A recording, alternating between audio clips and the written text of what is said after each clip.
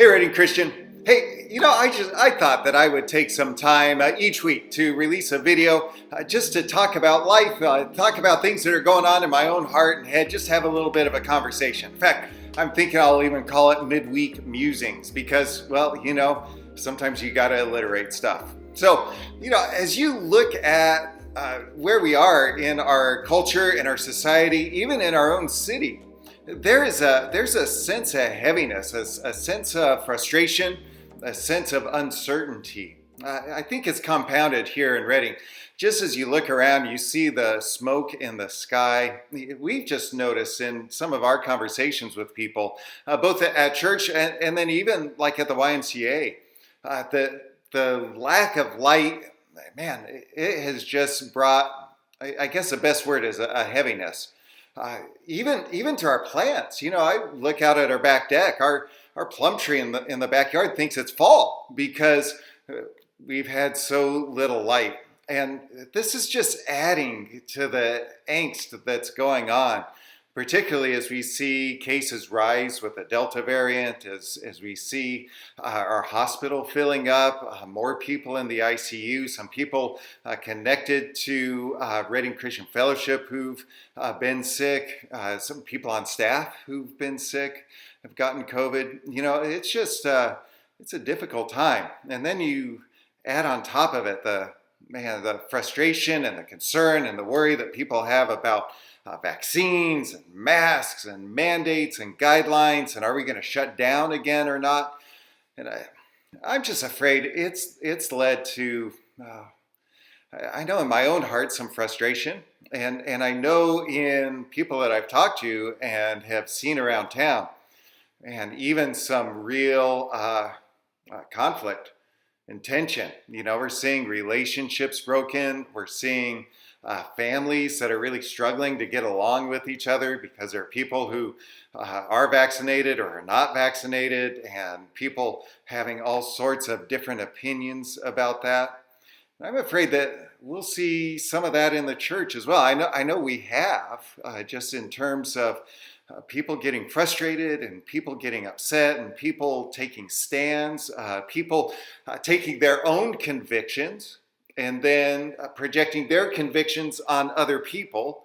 And then because they don't see things the same way, then they'll assign bad motives to it.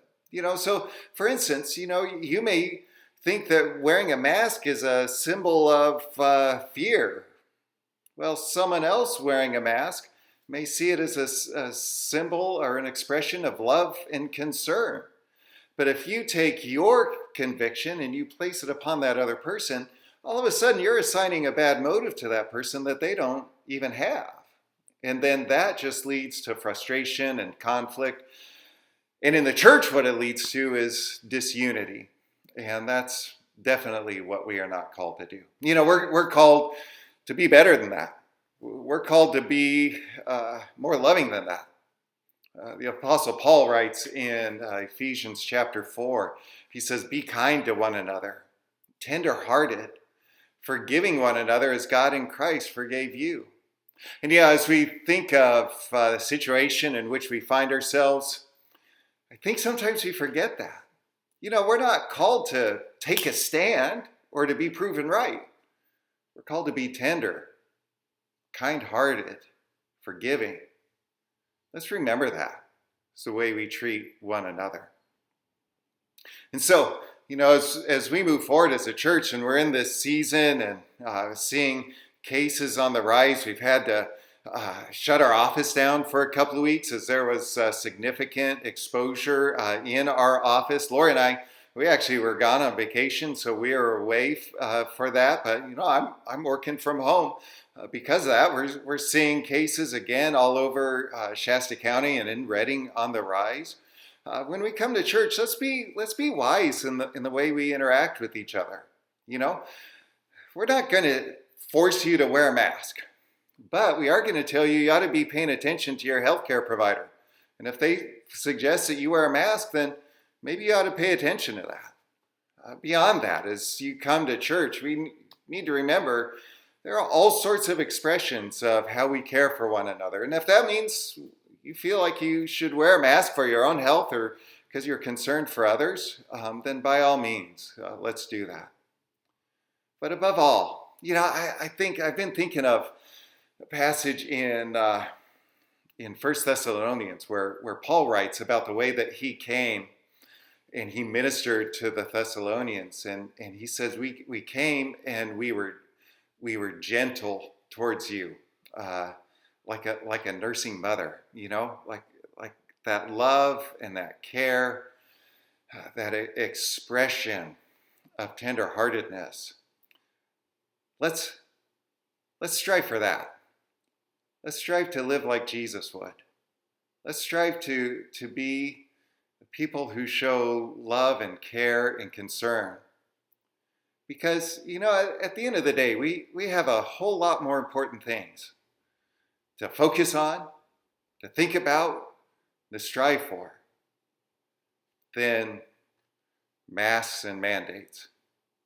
We've got to be about the gospel. We've got to be about loving each other. We've got to be about striving for the unity of the church. And as we do that, I think we'll be in a really good spot.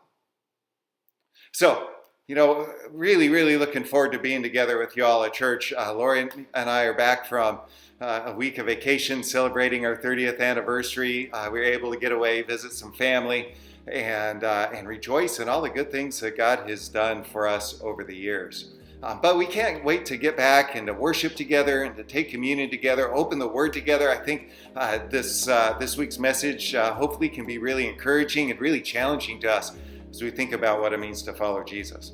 So everyone, thanks for watching. And over the weeks, like I said, we'll try to do this once a week, hopefully on Wednesdays if I remember to do it, and really just to have a conversation, talk about life, talk about church, talk about following Jesus, because that's what we want to do, is help each other take our next step in following Him.